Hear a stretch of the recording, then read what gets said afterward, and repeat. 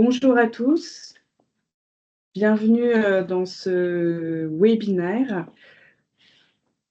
Est-ce que vous nous entendez bien?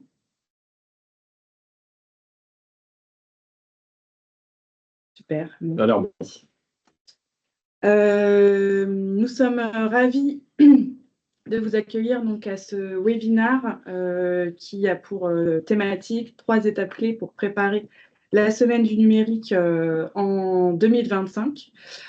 Et pour ça, on va vous présenter une solution qu'on propose avec le dispositif Detox, avec mon collègue Benjamin Laroche qui nous fera l'honneur de cette présentation. On va commencer dans quelques instants. Vous êtes nombreux à vous intéresser à cette thématique, donc sur la semaine du numérique, sur le sujet de la data. Quelques règles de base sur ce webinaire. Il va être enregistré, le replay sera disponible juste après. Le format, il est assez court, 30 minutes, donc on va se garder quelques minutes pour les questions à la fin. On va vous glisser également des ressources tout au long du webinaire, donc n'hésitez pas à les consulter. Également un lien pour prendre rendez-vous avec notre équipe si vous avez besoin de creuser certains sujets ou si vous avez des questions et que vous n'avez pas le temps de les poser au cours de ce webinaire. Alors, 35 participants, on attend peut-être encore une minute. Bienvenue à ceux qui nous rejoignent. ouais, je pense qu'on va pouvoir démarrer parce que le timing est assez serré. On a privilégié un format assez short. On sait que les agendas en fin d'année sont assez serrés. En revanche, on voulait absolument faire ce webinaire courant du mois de décembre. On va vous expliquer pourquoi. Donc moi, je me présente. Je suis Benjamin Laroche. Je suis responsable grand compte et channel manager chez Ilexi. Et je vais avoir la chance de co-animer ce webinaire avec Mona. Alors, si on rentre directement dans le sujet, et on a voulu s'arrêter sur le contexte actuel dans lequel on se trouve, c'est important de le comprendre parce que c'est aussi assez déterminant pour la suite, à savoir pourquoi justement ce sujet autour de la sobriété du numérique devient un sujet aujourd'hui assez central dans les entreprises. Déjà, on a constaté à travers plusieurs études qu'aujourd'hui, il y avait pratiquement la moitié des entreprises qui ont été consultées qui déclarent en fait pouvoir dépasser leur budget de stockage cloud chaque année. Donc ça, c'est un fait. Ce qu'on constate aussi, c'est qu'avec l'émergence des outils d'IA, ce chiffre de 50%, il va forcément considérablement augmenter dans les années à venir. Pour appuyer cette tendance, il y a un chiffre suivant qu'on voulait partager, qui est celui communiqué par Microsoft, qui explique qu'aujourd'hui, ce chiffre est assez fou, c'est qu'il y a pratiquement 2 milliards de données qui sont créées chaque jour, et que ce chiffre, il a augmenté de plus de 30% sur 2024. Donc en fait, on se rend bien compte que c'est en train de devenir un véritable enjeu pour les entreprises.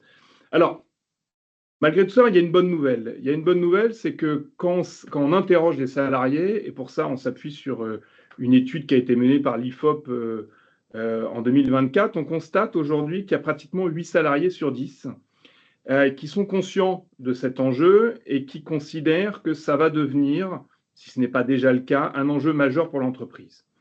Deuxième bonne nouvelle, c'est que quand on les interroge sur la nature de leurs données qu'ils stockent dans leurs environnements, ils estiment qu'il y a pratiquement un tiers de leurs données qui sont considérées comme des données inutiles. Ça veut dire quoi concrètement? Ça veut dire que le gain, il est absolument énorme parce qu'il y a pratiquement un tiers des données qui ne servent pas à grand-chose finalement. La troisième bonne nouvelle, c'est qu'en fait, on constate qu'il y a pratiquement un salarié sur deux aujourd'hui qui se dit prêt à faire des choses autour justement de cet enjeu-là, mais ils disent globalement, on ne sait pas trop par où commencer, on n'a pas trop de directives et on n'a pas forcément de guidelines de la part de notre employeur. Donc concrètement, qu'est-ce que ça veut dire? Ça veut dire que les salariés aujourd'hui, ils sont en attente de 3 choses. Ils sont en attente de directives, ils sont en attente d'un outil et ils sont aussi en attente d'une méthodologie. Alors, si on fait un zoom sur le premier point, qui est celui des directives, Je le disais en introduction, on n'a pas choisi la date de ce webinaire au hasard, parce qu'en fait, il y a un événement assez important qui va arriver dans moins de 3 mois, et 3 mois globalement, c'est demain. C'est celui du Digital Cleanup Day. Alors, certains parlent de Digital Cleanup Day, d'autres parlent de Digital Cleanup Week, et d'autres encore parlent de Digital Cleanup Month. Ça montre quoi? Ça montre tout simplement que c'est en train de prendre de plus en plus d'ampleur. Alors, je voulais qu'on s'arrête un moment et je voulais, Mona, est-ce que tu peux justement nous en dire plus sur cette initiative du Digital Cleanup Day? Oui, avec plaisir. Le Digital Cleanup Day fait partie des initiatives mondiales en faveur du numérique responsable qui visent à sensibiliser à l'impact environnemental du numérique qui, lui, représente 3,2 des émissions de gaz à effet de serre. Et donc surtout à mobiliser les entreprises et les collaborateurs à agir concrètement sur la volumétrie de leurs données. Donc le Digital Cleanup Day, qui est aujourd'hui une initiative organisée par l'Institut du numérique responsable en France, permet de mobiliser ces entreprises-là. Ça a lieu du 10 au 15 mars de l'année prochaine. Et après, pourquoi on doit faire ce nettoyage, il a plusieurs vertus. De réduire évidemment la pollution numérique en nettoyant les données inutiles, mais également de faire participer ses collaborateurs, de les sensibiliser, de les responsabiliser sur les données qu'ils créent au quotidien. Les entreprises sont de plus en plus nombreuses, effectivement, à avoir des initiatives propres. Donc, soit elles se rallient à ces initiatives mondiales ou françaises, mais elles peuvent aussi lancer leurs propres initiatives. C'est ce qu'on observe aussi chez nos clients. C'est dans cette logique aussi que nous, IDEXI, on est donc d'une part adhérent de l'Institut du numérique responsable. On a décidé d'apporter notre contribution aussi grâce à notre savoir-faire technologique, d'apporter une solution pour contribuer à cette mobilisation et à cette action concrète sur la partie des données. Parce qu'effectivement, le Digital Cleanup Day, ça peut aussi concerner le matériel. Ici, on va vraiment se concentrer sur la partie data, comment je réduis mon volume de données dans mes espaces collaboratifs. Donc, le principe, il est assez simple, hein, c'est de pouvoir vous proposer un dispositif spécial donc qui va s'appuyer, comme l'a dit en introduction Benjamin, sur une méthodologie, un outil, et donc qui va vous permettre d'accompagner vos utilisateurs et d'avoir des résultats assez concrets. Alors, concrètement, qu'est-ce qu'on va vous proposer? Donc, on a vu le premier point, c'est il y a une directive à prendre autour justement du Digital Cleanup Day.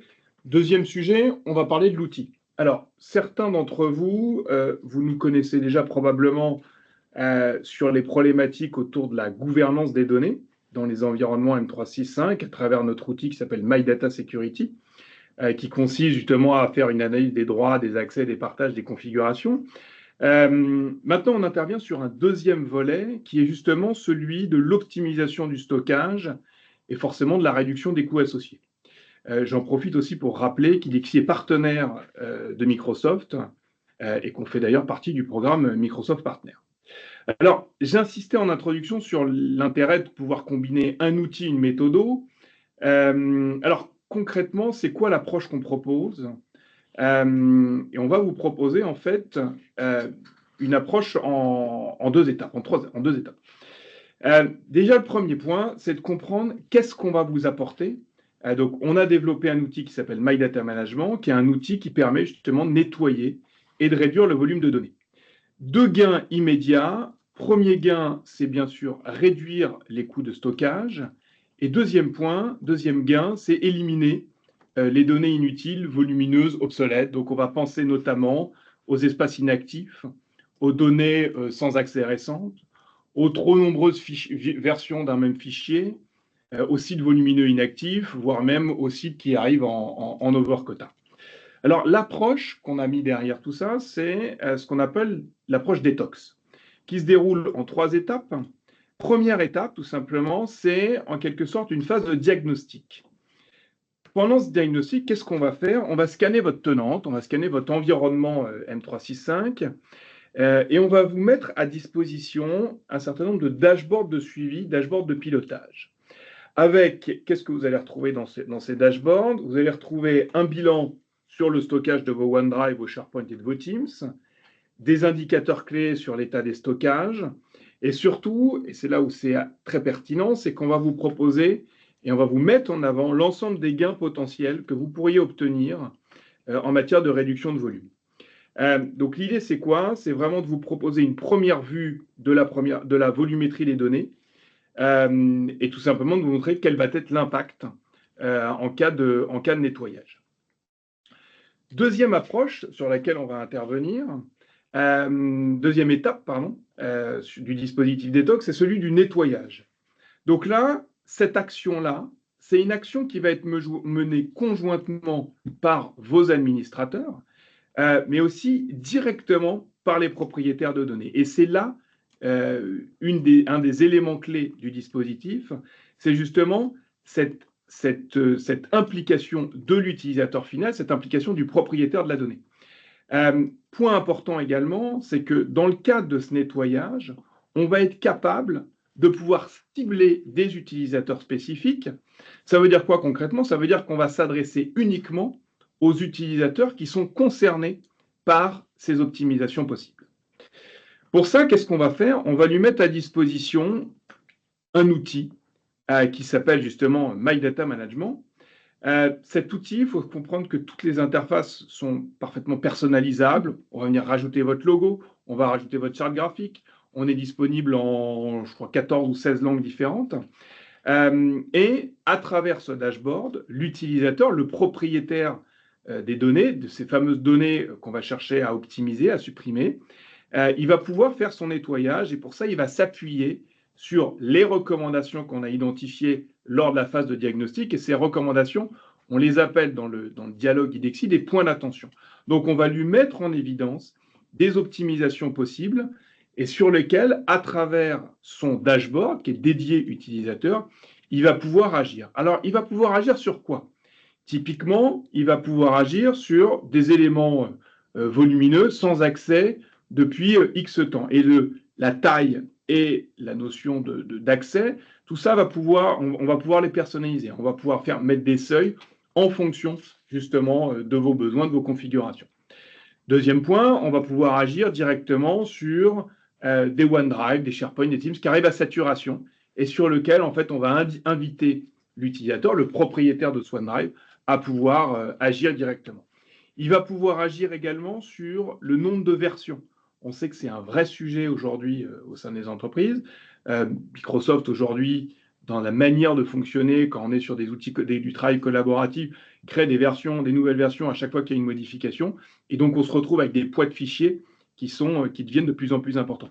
On va avoir la possibilité ici de pouvoir agir directement sur le nombre de versions et de dire « conserve-moi, par exemple, que les 5 dernières versions du fichier ». Et donc, on va avoir immédiatement l'estimation du stockage nettoyé visible pour l'utilisateur.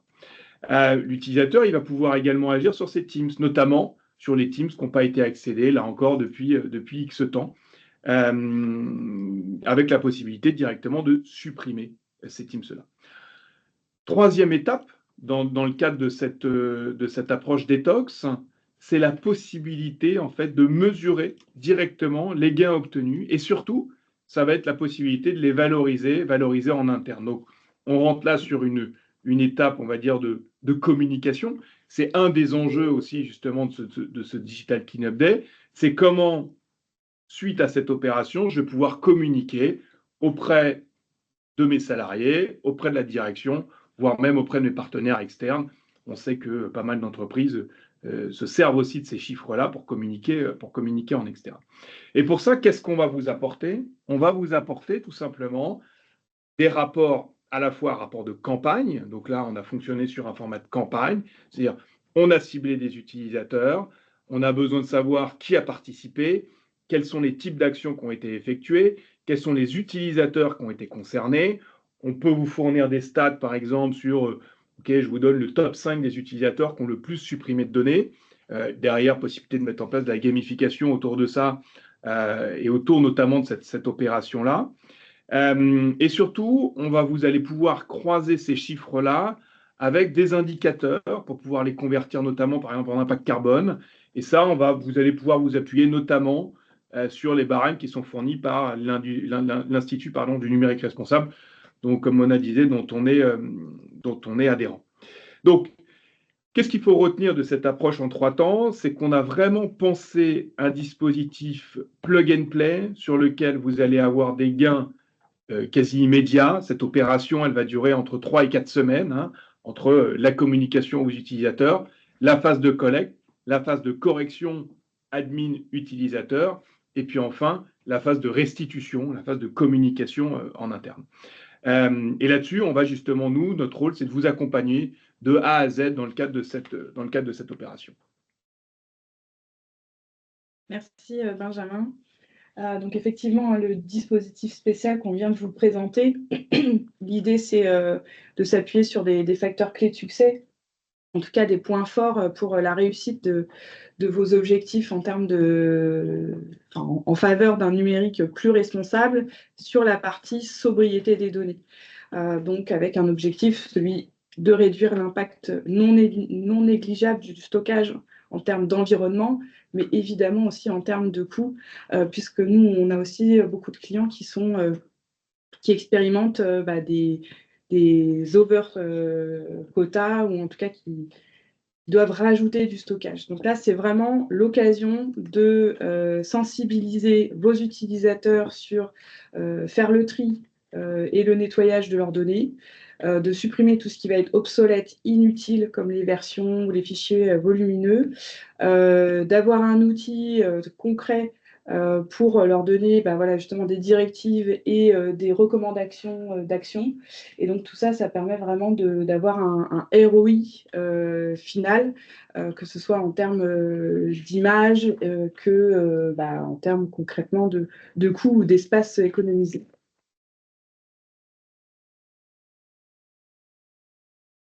On voulait vous partager aussi quelques cas clients, en tout cas qui ont des engagements en termes de numérique responsable. Donc notre client Groupe Rocher, lui, il a mis en place un dispositif pour nettoyer en continu les données. Donc en fait, chaque trimestre, ils vont lancer une campagne auprès de leurs utilisateurs grâce à My Data Management, où chaque propriétaire de données va pouvoir faire son tri. Et donc là, c'est vraiment en continu, régulièrement, pour pouvoir tenir les engagements de numérique responsable, mais également pallier à ce stockage qui se remplit en continu. Chez Savencia, pareil, là, c'est vraiment une volonté d'inclure l'IT dans la démarche RSE et de pouvoir supprimer les données inutiles. Et donc là, sur 25 000 collaborateurs, le groupe a expérimenté l'outil My Data Management pour aller justement supprimer jusqu'à 50% des données qui ont été évaluées par notre plateforme comme inutiles ou supprimables. En fait, ce qui est intéressant à travers ces 2 témoignages, c'est qu'on se rend compte qu'il y a vraiment 2 approches différentes. Soit on va avoir une approche qui consiste à dire « je mets un dispositif de manière pérenne dans le temps et je vais sensibiliser mes utilisateurs en continu sur ce sujet-là », qui est le cas du groupe Rocher. Et on a aussi la possibilité, comme le groupe Savencia l'a fait, de le faire plus en mode opération flash. Donc là, typiquement, c'est parfaitement adapté à la semaine du numérique responsable. C'est une opération ponctuelle qu'on peut faire plusieurs fois dans l'année, mais en tout cas, on est sur des opérations, entre guillemets, plus one shot. Ce qu'on constate aussi, et ça c'est assez important de le préciser, c'est que finalement, ces enjeux-là, et on le voit, nous, à travers nos clients, on travaille aujourd'hui avec des entreprises qui vont de 250 personnes à des grands groupes, à plusieurs dizaines, voire centaines, milliers de collaborateurs. Ces enjeux-là ne sont pas destinés uniquement aux très grosses structures. Voilà, donc on est toute taille d'entreprise aujourd'hui et surtout tout secteur d'activité. Voilà. Le dernier point qu'on voulait mettre en avant aussi, c'est qui est le témoignage d'utilisateurs finaux. Ce qui a souvent été pointé du doigt par les utilisateurs, c'est la facilité d'accès à l'interface My Data Security ou My Data Management sur le sujet du numérique responsable. Et ça, c'est vraiment une de nos forces. Ça fait, nous, un peu plus de 10 ans que là où les solutions sont commercialisées. Ça fait 10 ans qu'on a fait de l'utilisateur final, du propriétaire de la donnée, un élément central du dispositif. Donc, ça fait 10 ans qu'on pense utilisateur. Et plusieurs de nos clients ont fréquemment fait utiliser des questionnaires à la fin. À chaque fois, on a des scores quasiment de 90-95% quand on interroge les utilisateurs sur la nécessité d'avoir accès à un guide utilisateur qu'on met à disposition. Et dans 90 voire 95% des cas, les utilisateurs disent en fait, c'est simple d'utilisation, on n'a pas eu besoin d'avoir accès au guide utilisateur et on a été capable directement à travers l'interface de pouvoir corriger, supprimer des espaces inutiles, etc. Voilà, donc c'est ce point-là sur lequel on voulait notamment conclure. C'est tout ce travail qui a été fait justement autour de l'utilisateur, la simplicité d'utilisation. Donc juste si on synthétise le dispositif qu'on met en place, il y a ce besoin, cette première étape de je communique auprès de mes utilisateurs. Et là encore, on vous met à disposition un kit de communication dans lequel vous allez avoir tout un certain nombre d'exemples qu'on a pu mettre en place avec nos clients. Vous communiquez auprès de vos utilisateurs. On démarre une collecte qui va durer l'espace de quelques jours. Derrière, on ouvre la correction aux administrateurs et aux utilisateurs sur une période qui va de 1 semaine à 3 semaines. Et derrière, l'opération, elle est terminée avec une mesure immédiate du gain obtenu en matière d'économie et en matière de stockage. Voilà, on a essayé de tenir le timing de 20 minutes. On est à peu près bon. Voilà, je rappelle, on a mis un lien si vous avez besoin des informations supplémentaires. Vous avez 2 moyens. Soit vous pouvez me contacter directement par téléphone ou par mail. Et vous pouvez prendre directement rendez-vous aussi si vous souhaitez des informations supplémentaires. On va passer aux questions. Je vois qu'il y en a eu un certain nombre déjà. Oui. On a effectivement une première question. Quelle est la cible, l'utilisateur de l'outil L'Approche dans la première partie de diagnostic? Tu veux répondre? Ouais, alors cette partie diagnostic, il faut vraiment comprendre qu'on a cette double approche. L'idée du diagnostic, c'est de fournir à vos administrateurs. Alors, la cible, elle peut être assez différente, hein. On a des équipes RSE, on a des équipes sécurité et qui peuvent piloter l'outil. Workplace aussi. Workplace également, de plus en plus. Ça dépend beaucoup des organisations. On constate que la cible est finalement assez large. Donc, c'est fournir une BI de pilotage et de suivi auprès des équipes admin qui vont leur permettre, tout simplement, grâce à l'outil d'Idexi, de pouvoir cibler des utilisateurs, les plus gros consommateurs ou les gens qui ont besoin tout simplement d'aller nettoyer des données. Et derrière, l'utilisateur, lui, il accède à son dashboard My Data Management, qui est justement l'interface dédiée utilisateur.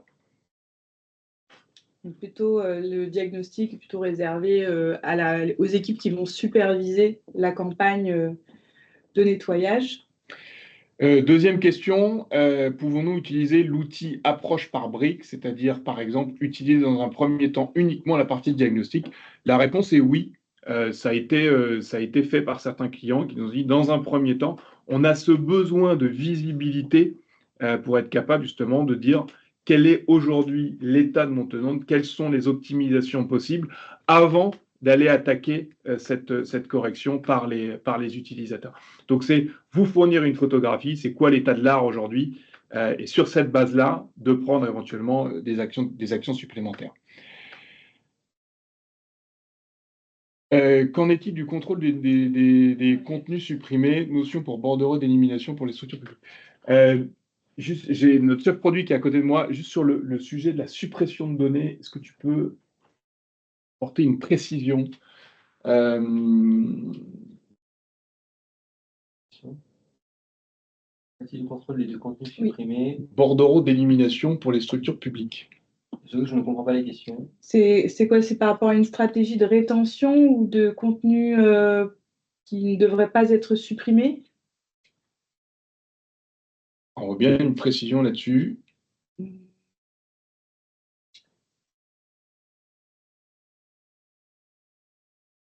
Alors peut-être qu'on peut se garder cette question Ouais. un peu plus technique. C'est je vais prendre la question d'après Mathilde, sur pouvez-vous confirmer que les utilisateurs sont autonomes dans ce nettoyage? La réponse est oui. Ils le font justement à travers leur dashboard directement. Ils sont 100% autonomes.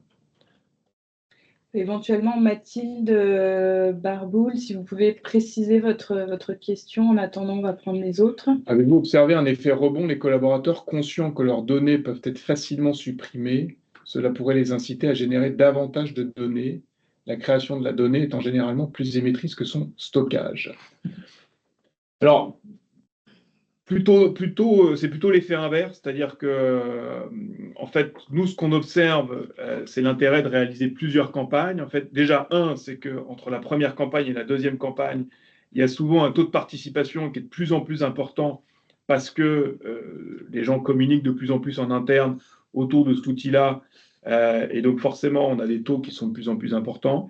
Ils prennent conscience aussi de plus en plus que le volume de stockage est en train d'augmenter. Je citais en introduction les outils d'IA qui, eux, sont générateurs de contenu de plus en plus importants. Donc, ils ont conscience que le volume a plutôt tendance à augmenter. Donc, c'est plutôt l'inverse. Nous, ce qu'on constate, c'est qu'ils prennent conscience et ils ont plutôt tendance à essayer de créer moins. Je dirais même qu'il y a deux autres bénéfices un peu collatéraux. Le premier, c'est parfois l'utilisateur dans les environnements cloud, il pense que c'est illimité, à l'inverse de tout ce qui va être on-premise ou en local. Là, c'est aussi de lui donner une réalité que son stockage est limité. Donc, il y a une vraie prise de conscience par rapport à ça.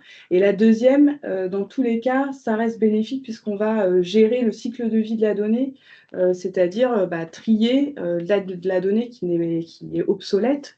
Je pense notamment au déploiement Copilot et de l'IA générative qui est de plus en plus déployé en entreprise. Et là, il y a un vrai sujet aussi de comment je gère ma data qui est obsolète et qui ne m'est plus utile. Donc, dans tous les cas, la création de données, je pense qu'elle est illimitée.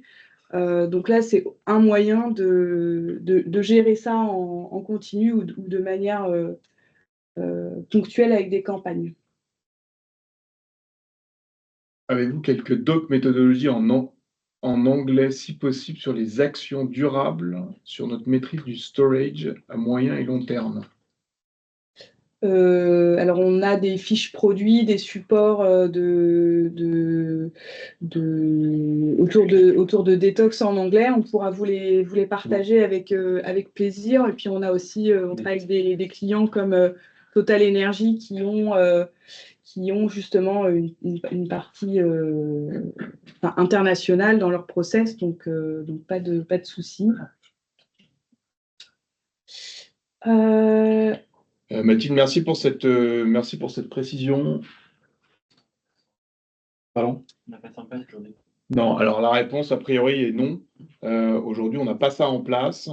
Ce qu'on saurait faire aujourd'hui, c'est sur base des étiquettes de sensibilité, si on parle bien de 35, c'est pour moi le thème, sur base des étiquettes des sensibilités des documents, on pourra empêcher la suppression sur base de tel ou tel label.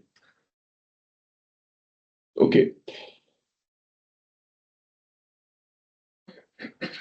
Alors, combien de temps faut-il pour implémenter la solution? Ça, pour le coup, c'est très rapide. C'est-à-dire que, je le disais, il y a première partie sur la partie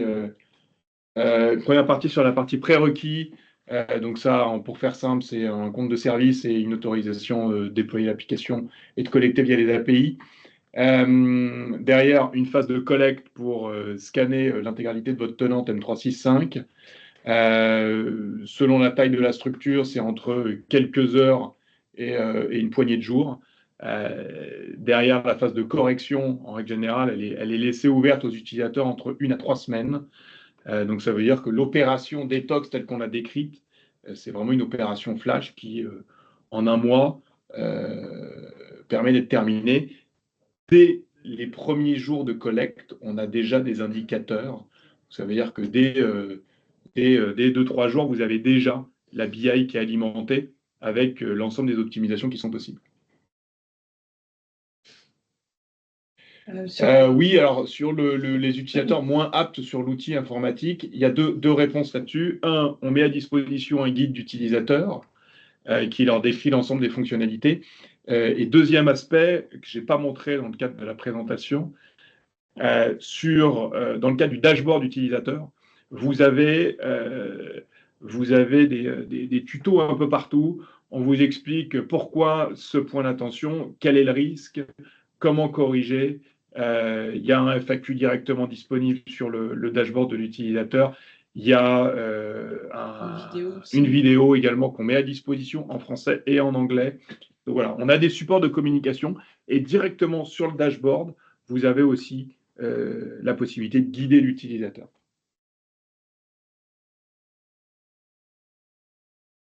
Avec quelle licence tu as accès Alors, Forvia. Je pense que c'est quelqu'un de Forvia qui est client. Ok. Alors, par rapport aux licences, je ne sais pas si c'est exactement la question, mais par rapport aux licences Microsoft, il n'y a pas de niveau de licence minimum. Ça, c'est le premier point. On n'est pas dépendant. Vous ayez du E1, du E3, du E5, etc. Ça, c'est indépendant.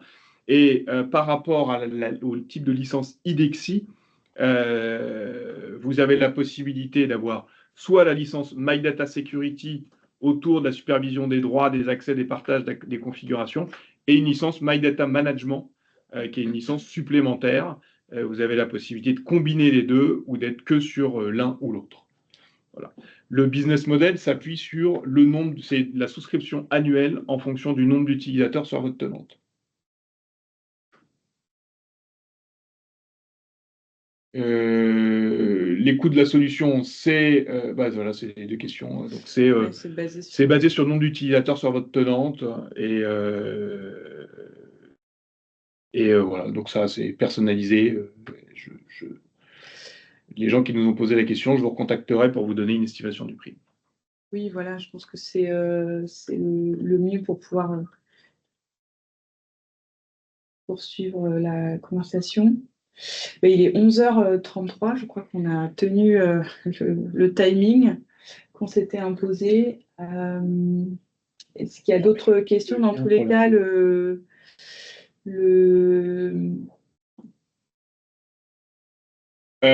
alors oui, bon, là c'est propre à Microsoft. Moi, ce que j'ai, les derniers chiffres que j'ai, Thibaut, tu peux peut-être confirmer.